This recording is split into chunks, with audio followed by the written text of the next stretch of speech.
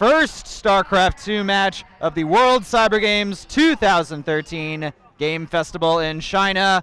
Let's get right into it. Spawning in the top left-hand position as the Blue Zerg playing for China. Give it up for clannad. Woo!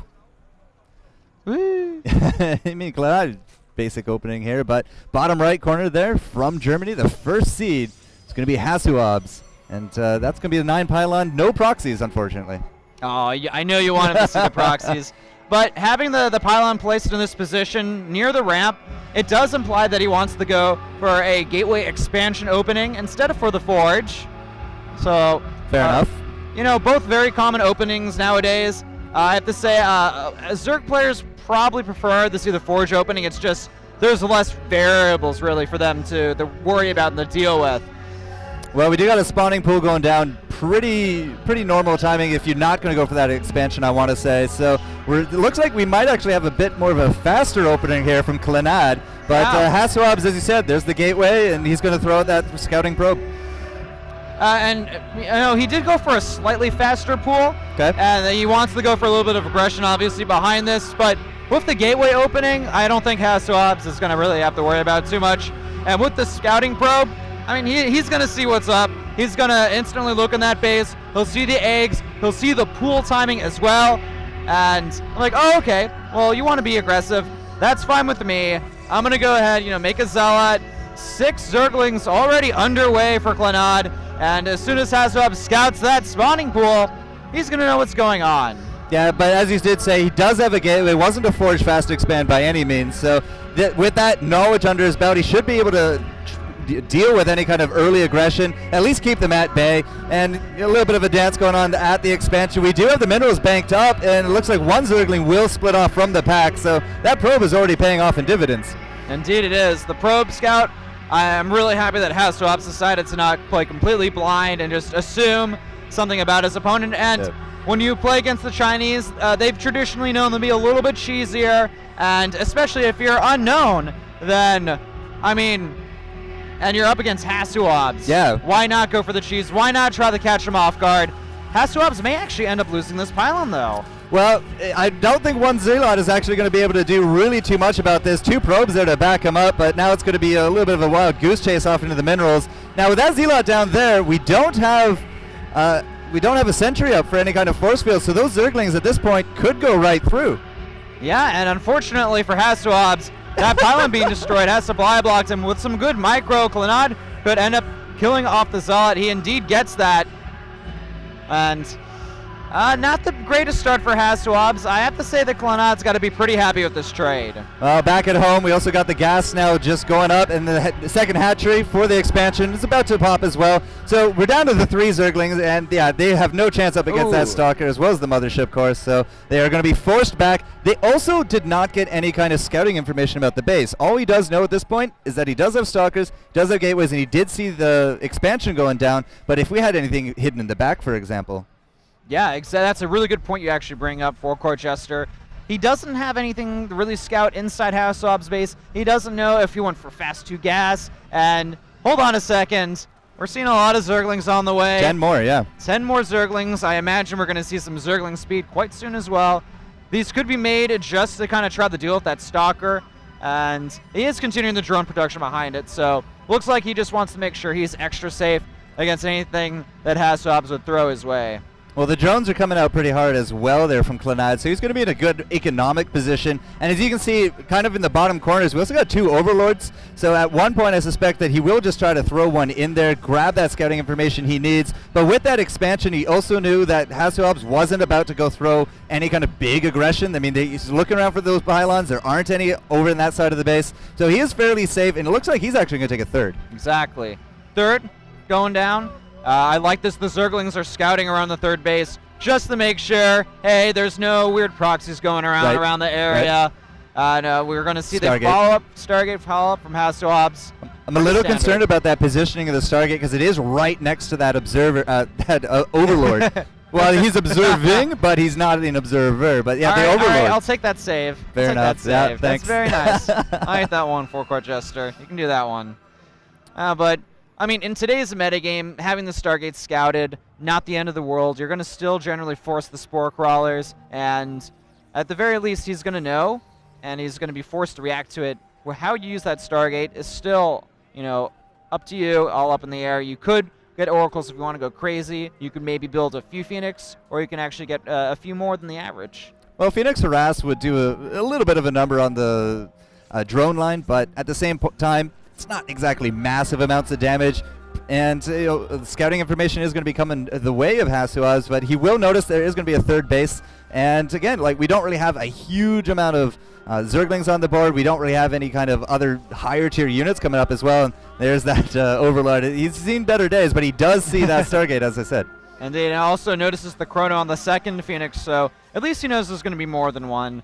And HasuObs, with the hallucinated Phoenix, he was able to basically see everything in clannad's hand. And I'm sure he's going to be pretty happy with this because clannad was just really macroing up. Yep. All his timings looked pretty normal, pretty standard. He saw a lot of drones. So this is going to really allow HasuObs to basically play the game he wants to play. He doesn't have to react to something that's going to come his way momentarily, like a ridiculous amount of Zerglings or some type of Roach all-in. He can proceed to his game plan without clannad doing anything essentially to stop him.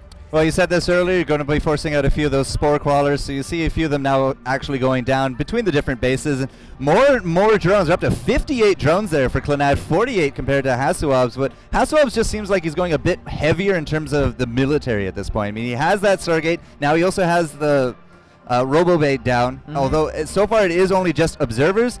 I mean, I can't imagine that Colossi isn't out of the question at this point. Especially with the Hydralisk Den under production, almost finished. We will eventually see that, and HasuObs doing a nice job picking off a few workers. I don't see any more Phoenix more than 3 in production. Okay, we have 4. Yep. And 3 to 5 is typically what you see these days, because it's pretty much just harass. It looks like he's actually going to target down the gas, so if he can actually grab the gas and clannad just kind of glosses over, forgets a bit, that could hurt him in the long run, so you got to be on top of these things. But again, 3rd seed of China, really big country, probably defeated a lot of different competitors to get here, so I suspect he'll be fine, but you can't really do much about these Phoenix at this point. Oh, nice job focusing down a few of those Hydralisks. Doesn't want to get any more. I imagine he may be low on energy as far as the Phoenix go. And I do love HasuObs' SimCity at the 3rd base. He's got those 3 gateways. It's going to provide an excellent wall, preventing that full surround. And I feel like as long as HasuObs gets his 3rd base up, he's got his Colossi in production, his +1 about the finish. He's going to be able to do just fine against this Zergling Hydralisk composition.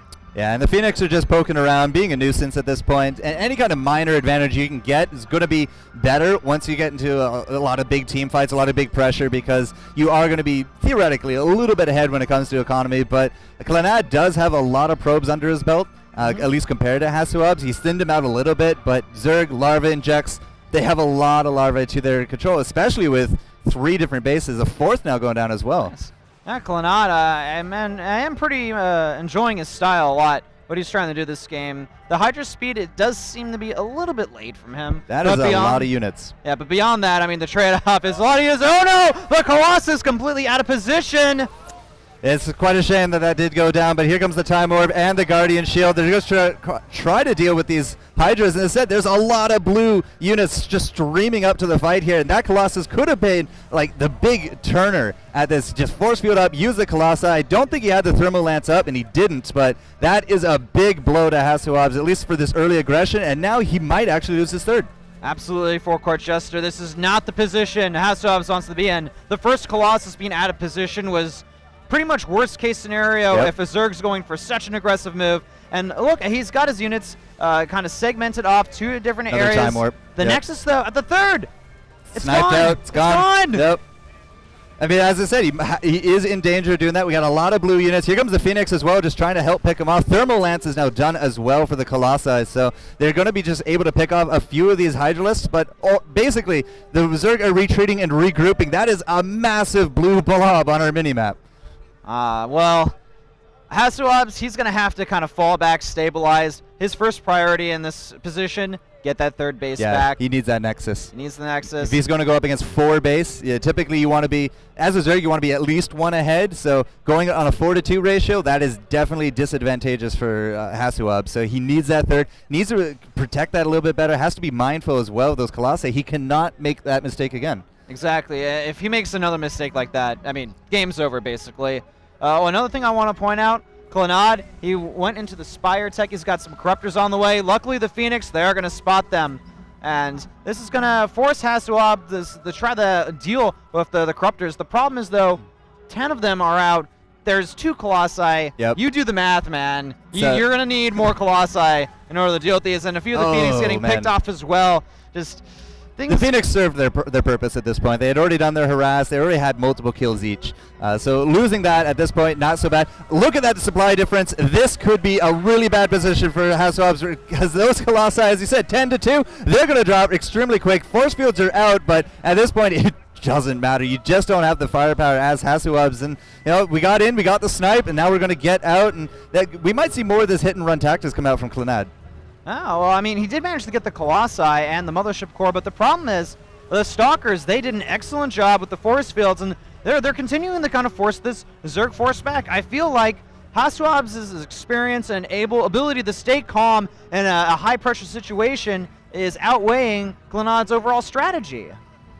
Well, looking at the production numbers, I mean, we still got probes, we still got drones going in, a lot of upgrades from both sides. Blink is almost going to be done here for our Stalkers, and that could actually be a really big turning point here for a lot of these fights, because if you can force field off, protect your Colossi, though that's looking very slim at this point with that many Corruptors on the field, if you can kind of separate out those guys with those force fields, and then you just blink and chase them back, that could be devastating losses for clannad. Absolutely. Having them blink, HasuObs, which he now does have, I think that may actually enable him to fight this army head on. 82 drones, my goodness. It's a lot of drones, and there's a few Zealots are heading over to this 4th expansion.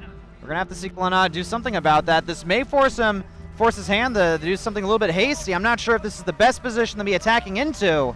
Yeah, the Mothership Core does get focused down again. The Corruptors just sniping out those Colossi, and there's those force fields. I mean, the force fields are great to buffer the Zerg aggression, but then when they're running away, you need a tool to get over them. But at this point, HasuObs, and again, he's calm, he's collected, he has a lot of experience in this, and he's not overcommitting anywhere. That, so far, is his saving grace.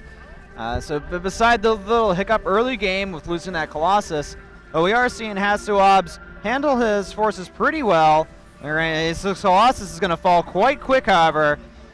He keeps making them, and they keep going down. Here goes the Blink Micro as well, just trying to keep all those Hydralisks are at bay on that ramp. They just cannot do anything against this range. We got more Zealots coming in as well from the Warp Gates, and they're just basically fodder at this point. But look at the devastation that these Blinkers are wreaking at the back line. The Hydras are finally going to be free of those force fields. We don't have any more sentries on the board.